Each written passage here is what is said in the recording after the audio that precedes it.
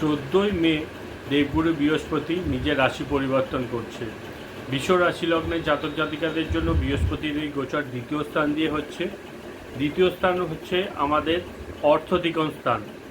তো এখানে আর্থিক দিক থেকে উন্নতি এই সময় বৃষ রাশি লগ্নের জাতক জাতিকাদের অবশ্যই হবে। যারা জব করেন না তাদের জন্য জবের নতুন সুযোগ আসছে। আপনাদের কর্মের দিক থেকে উন্নতি, সফলতা, কোনো রকম ইনক্রিমেন্ট এবার আপনারা দেখতে পাবেন। পৈতৃক বিষয় থেকে কোনো লাভ এখানে আপনাদের হতে পারে।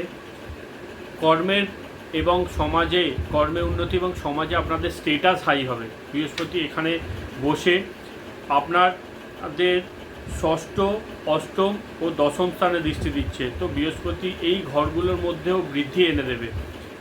ফ্যামিলির মধ্যে কোনো ব্যক্তি আপনাদের আসতে পারে, নতুন কোনো মেম্বার এখানে অ্যাড হতে পারে। বৃহস্পতি যে ঘরে যায় সেই ঘরে বৃদ্ধি করায়, তো সেকেন্ড হাউসে আসছে, এখানে আপনাদের বৃদ্ধি করাবে।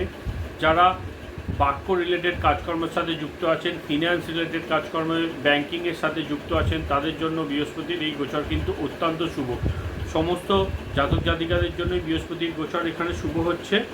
সাথেই পৈতৃক কোনো বিষয় থেকে ভালো লাভ হঠাৎ করে এখানে কিন্তু আপনাদের জীবনে আসতে পারে। তো বৃষ রাশি লগ্নের জাতক জাতিকাদের জন্য এই গোচর কিন্তু খুব শুভ। নমস্কার।